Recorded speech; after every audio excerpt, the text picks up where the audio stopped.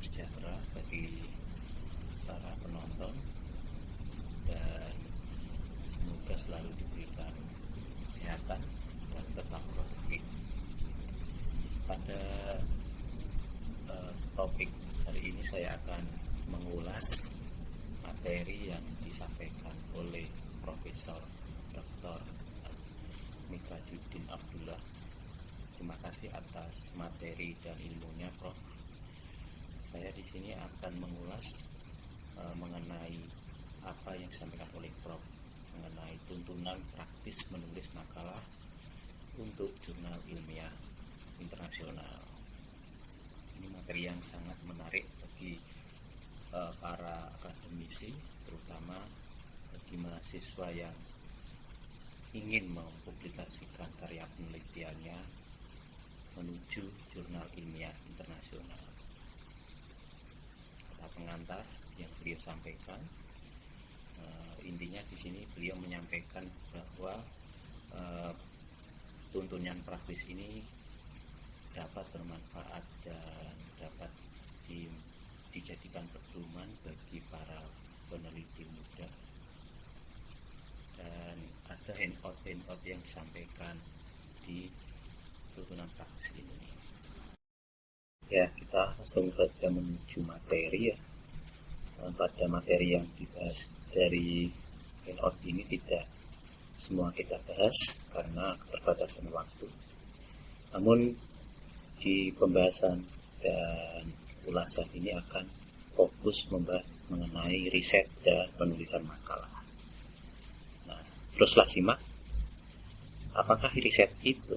Nah, ini jadi pertanyaan ya bagi mahasiswa yang belum pernah melakukan sebuah riset. Kita perlu memahami konsep dasar apa itu sebuah riset. Kita simak. Jadi, jika ada sebuah pertanyaan, apakah riset itu? Maka beberapa jawaban yang dapat kita berikan sebagai berikut. Pertama, riset bukan sekedar melakukan sebuah percobaan di laboratorium. Sekarang para ilmuwan sepakat bahwa banyaknya riset yang dilakukan orang tidak diukur dari berapa lama dia bekerja di sebuah laboratorium dan berapa banyak topik riset yang telah ia kerjakan. Riset diukur dari telah berapa banyak publikasi makalah ilmiah atau paten yang dihasilkan. Kedua, riset adalah usaha untuk mencari pemecahan atau jawaban terhadap permasalahan yang tentunya belum terjawab. Riset harus dilakukan berdasarkan metode ilmiah yang baku, diakui oleh komunitas ilmiah di bidangnya masing-masing. Kemudian riset harus mengandung sebuah unsur originalitas, yaitu topik yang dikerjakan belum pernah dilakukan oleh orang lain sebelumnya. Berikutnya, karena sebuah riset pernah dilakukan orang, maka riset seringkali sulit atau masih dianggap gelap. Nah, itulah sebabnya mengapa hasil dari kegiatan riset tersebut baru bisa ditulis dalam makalah ilmiah setelah melakukan riset selama beberapa bulan, bahkan bisa lebih dari setahun. Nah, setelah kita tahu konsep dasar apa itu sebuah riset, kemudian kita pasti akan bertanya, bagaimana memulai sebuah riset? Biasanya pertanyaan ini selalu hinggap pada peneliti yang ingin meneliti di awal karirnya ya. Biasanya sebuah riset akan menghasilkan sebuah penemuan baru yang digunakan untuk menulis sebuah makalah atau bisa didaftarkan secara paten. Nah, beberapa hal yang bisa kita lakukan sebagai berikut. Yang pertama, kita harus bisa mengidentifikasi masalah apa yang belum ada jawabannya. Tentunya ya, kita dapat mencari sumber referensi. Yang kedua, untuk itu kita perlu banyak membaca sebuah referensi, khususnya referensi pada sebuah publikasi yang terbaru. Publikasi yang terbaru itu biasanya jangka waktu 1-10 tahun ke belakang. Jangan sampai mencari sebuah sumber referensi yang 10 tahun ke atas, karena sumber referensi tersebut sudah dianggap terlalu lama. Yang ketiga, dalam makalah-makalah yang diterbitkan di sejumlah jurnal, kadang dijumpai masalah yang belum terjawab. Sebagian diungkapkan oleh penulis, sebagian harus disimpulkan sendiri oleh pembaca. Dan kita sebagai pembaca tentu harus cermat menganalisis apakah permasalahan yang diungkapkan oleh jurnal tersebut sudah terpecahkan ataukah belum. Nah, inilah yang harus kita identifikasi. Dan untuk itu kita perlu renungkan secara mendalam ketika kita membaca makalah orang. Dan tentu saja perlu kebiasaan yang cukup lama. Biasanya sangat mustahil kita dapat mengidentifikasi masalah-masalah yang belum ada di makalah ilmiah. Andaikan kita baru saja memulai kebiasaan membaca makalah ilmiah. Jadi harus kita biasakan untuk membaca makalah ilmiah milik orang lain. Yang keempat, kita harus yakin bahwa fasilitas, dana, atau waktu yang kita miliki atau institusi yang kita miliki akan cukup untuk melaksanakan riset tersebut. Artinya kita harus menilik apakah kita mampu melakukan riset tersebut dengan melihat skill, melihat dana, dan melihat waktu kita nanti harus luangkan dan harus kita korbankan. Jangan sampai kita melakukan riset yang memerlukan biaya yang sangat besar. Tentunya itu tidak mungkin kita dapatkan. Berikutnya, jangan melakukan riset yang memerlukan peralatan canggih dan mahal, di mana kita tidak memiliki alat tersebut atau tidak memiliki akses untuk menggunakan alat tersebut. Kemudian, bagaimana kita melakukan sebuah riset? Nah, untuk mencapai sebuah riset secara efektif dan efisien, apa sih yang harus kita lakukan? Nah, ada beberapa hal yang harus bisa kita lakukan, antara lain. Yang pertama, kita harus melakukan riset dengan smart. Yang kedua, kita bisa melakukan sebuah riset kalau kita sudah menggambarkan apa yang bisa kita peroleh dari sebuah riset tersebut. Yang ketiga, dengan cara ini kita dapat memanajemen riset tersebut secara efektif dan efisien. Apa yang kita sintesis atau yang kita buat maupun apa yang kita ukur menjadi terarah.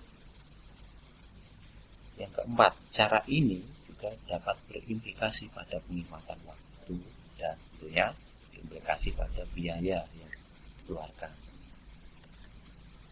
Nah, berikutnya adalah bagaimana menemukan ide dari makalah orang.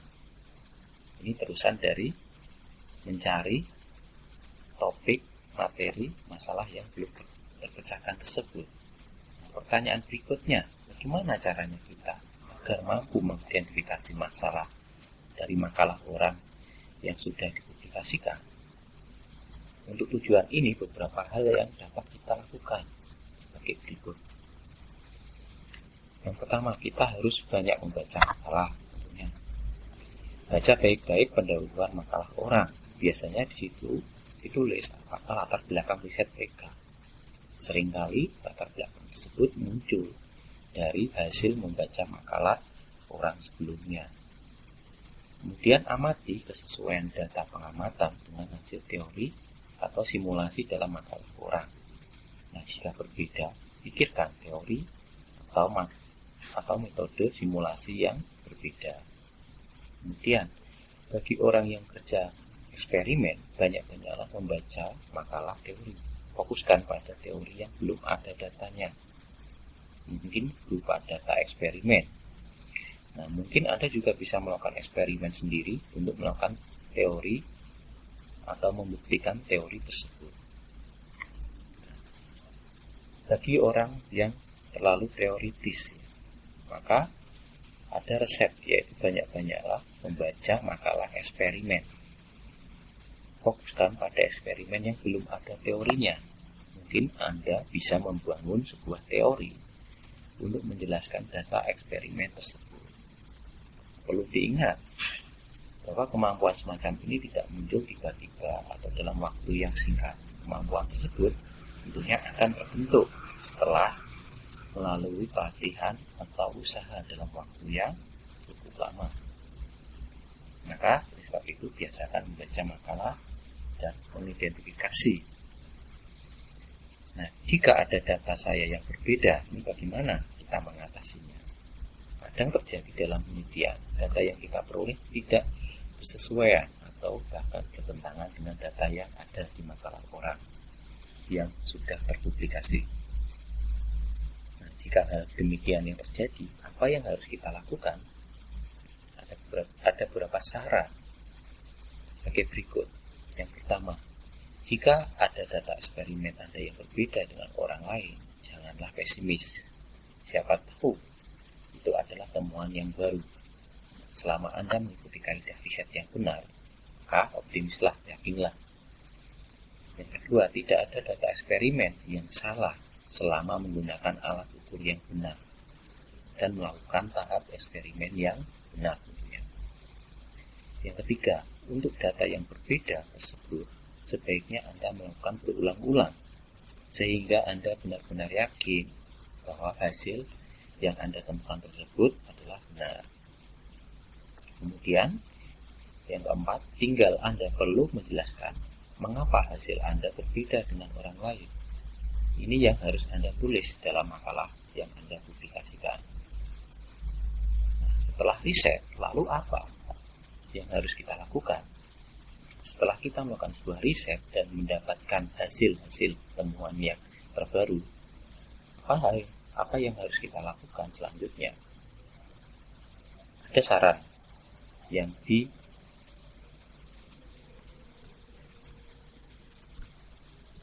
setelah riset dilakukan, apa sih yang harus kita lakukan? Ini ada beberapa tips. Setelah kita melakukan sebuah riset dan mendapatkan hasil-hasil temuan dari riset tersebut, kita bisa melakukan tahapan selanjutnya. Berikut adalah yang pertama, kita dapat mempublikasikan hasil temuan atau hasil riset kita ke dalam sebuah dokumen karya ilmiah yang sesuai dengan topik riset kita. Atau pilihan yang kedua, kita dapat mengajukan pendaftaran hak cipta atau hak paten.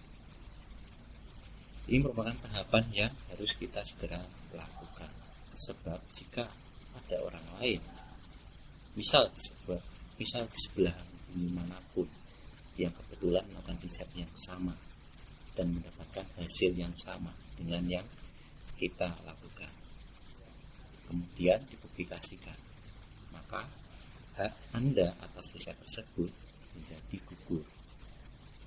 Ingat, Anda bukan satu-satunya orang di dunia ini yang melakukan riset dengan topik yang sama. Mungkin ada ribuan orang di luar sana yang melakukan riset yang sama dengan kita. Maka jadi kita harus lakukan publikasi atau mendaftarkan hak paten tersebut jika sudah mendapatkan hasil. Langkah ini akan menjamin kepemilikan kita atas hasil riset tersebut, atau hasil riset kita dapat dimanfaatkan oleh orang lain. Tidak ada gunanya tentunya hasil riset yang disimpan sendiri, maka publikasikan supaya orang lain bisa memanfaatkannya. Nah, itu bisa. Kita harus melakukan publikasi dan mendaftarkan hak paten. Itulah ulasan dan pembahasan yang saya sampaikan dalam video ini.